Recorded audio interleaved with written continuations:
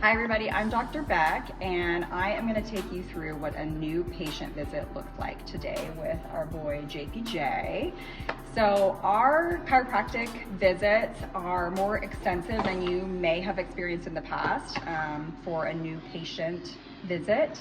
Our visit usually takes about 45 minutes to an hour the first time that we see a horse. We usually begin by talking together, going over the horse's history. Are there any current concerns? What's gone on in the past, so we can try to help and serve you as best as we can. We also want to know what your goals are with the horse as well, so we can see how we can fit in with that. Once we go through the history, we want to watch the horse move. So today, JPJ, as you can see, he has a saddle. Mark, he's being shy over there.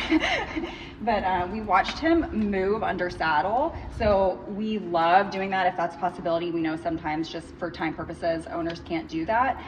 But we'll either watch him under saddle, watch him on a lunge line or at free and around pen, or just a hand walk jog if that's what we're going to be able to do that day.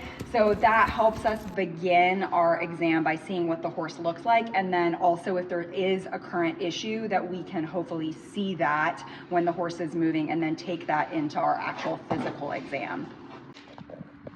All right, so now I'm going to show you a little bit of what to expect on the physical exam. So we've watched our man move, and now we are going to move into checking different parts of the spine and the extremities. So I just want to give you a little bit of overview of what that looks like and what you can expect. We're not going to adjust JPJ in this video, but you can at least kind of get an idea of where we're going with this. Usually we're going to check everything on the horse. When we actually start to work through and adjust a horse, we generally work back to front. Everybody is different in the way that they do that. That's our process. That actually helps keep us safe. It also is working furthest away from the brain to give his system a chance to open, to be able to accept the work that we're doing with him. Every now and then with a horse, I'll work the other way, but that's generally what you can expect. So first off, before I actually would start to move into the adjustment, I'm going to check everything about him out, and we'll be talking as we go. So I'm checking the tone of his musculature. I'm looking at where he has muscle, where he doesn't have muscle.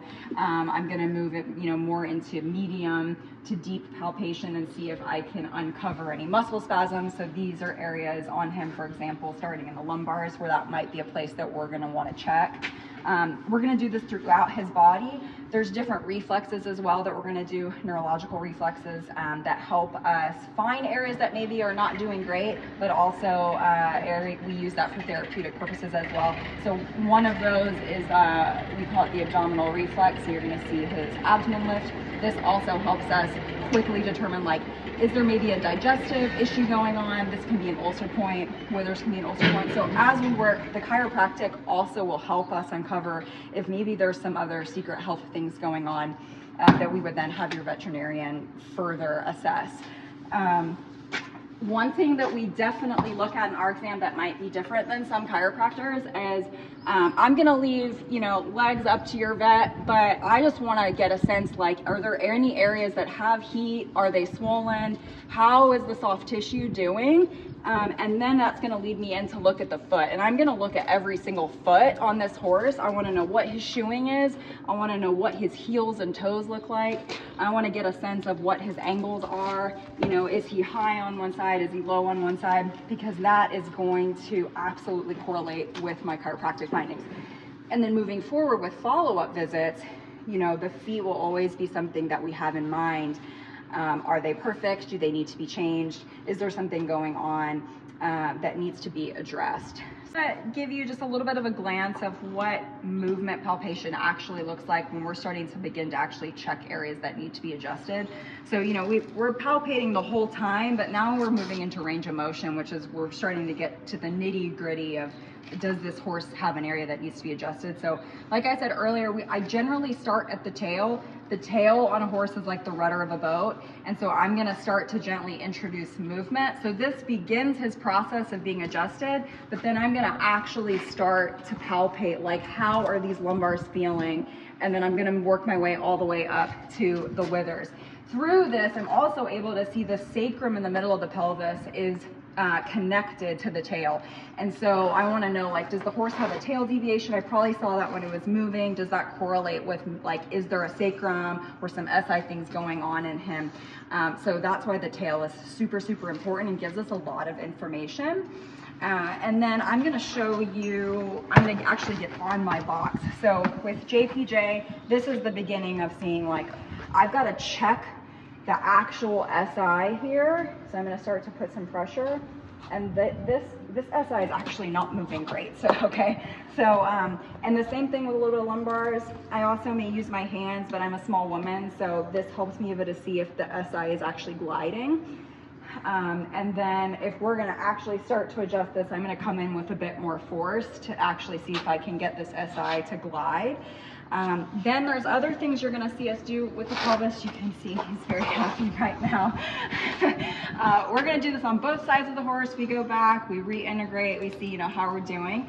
There's some different neurological reflexes in the pelvis, and these are not always JPJ's favorite, but that also gives us a window into, like, how is this guy doing.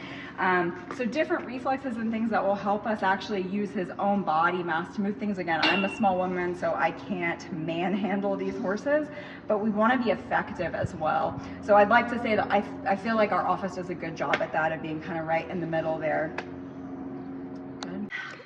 A little bit more, I want to show you the front end of the horse. Incredibly important. The TMJ, the pole, the cervicals, all very, very important. We're going to be checking all of those. I just want to show you a little bit of an example here.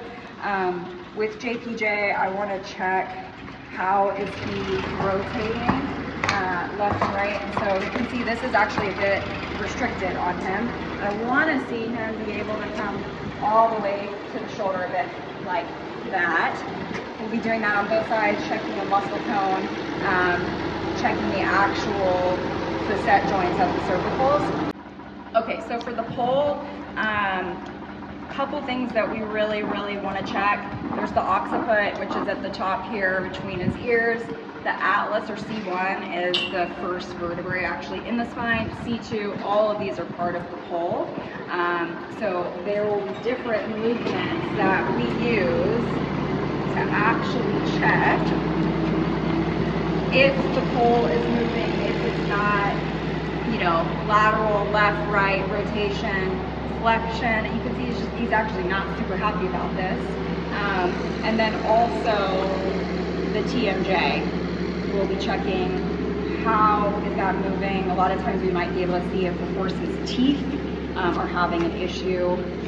Is the jaw actually moving? Is it free? We need that, especially when we're putting a bit in a horse's mouth. And this very much will influence all of the biomechanics of the horse as well. All right, so I'm going to show you a little bit of the range of motion that we do with horses' extremities, and then from there that will often lead into adjustment. So with the hind, it's really important that we check stifle, hock, fetlock, pastern. So, I'm going to flex him, and then I start to actually check, like, are these joints moving? And this is a little uncomfortable for him. So I'm just going to let him down for a sec. And then I also, for the fetlock and the pastern, we want to check those. So this movement's going to be a little bit different. We're going to flex and also rotate to make sure that these really low joints are moving. Super, super important. All right, so I'm going to show you an example of one of the front limbs as well, taking it through range of motion that can lead into an adjustment. So for the front here with JPJ, we're going to check the carpus. So we're going to actually rotate the entire limb, medial and lateral. We're also going to check the fetlock, the pastern. We also want to see, like, how is the shoulder doing, the glenohumeral and the scapula. So I'm going to actually start to move him lateral. I can move him up and down. I'm also going to move him forward, and then from here, this is why I definitely have my chaps on. It helps me also check the carpus from this angle, and then also the glenohumeral, which a lot of times on jumpers, as an example, this will get restricted, and from this area, this is where we're actually going to get that joint to go where it needs to go. So the way that we work with a horse is when we start to actually put our hands on him, we are going to check everything from tail to nose. So that includes the pelvis, the lumbar spine, the thoracic spine, aka the withers, the cervicals, which is the neck, and the pole, TMJ, the rib cage, ribs can have an issue, and all four extremities, every single joint in the extremity. So from a joint perspective, a range of motion perspective, but then the part that often gets missed and forgotten about is the neurology that lives inside of the spine is being impacted by what we do. And that's actually the deeper conversation of what we're after.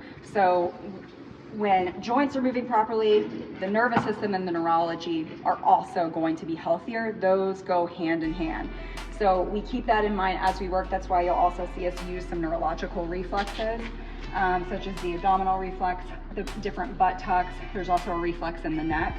So as we work, our goal is to make this horse's nervous system as best as it can be. And that is going to enhance how the brain is communicating to the body and how the body is communicating back to the brain. So you could see that that could link in easily with performance or performance issue, behaviors, overall soundness. Those are all things that are going to be impacted by our chiropractic care.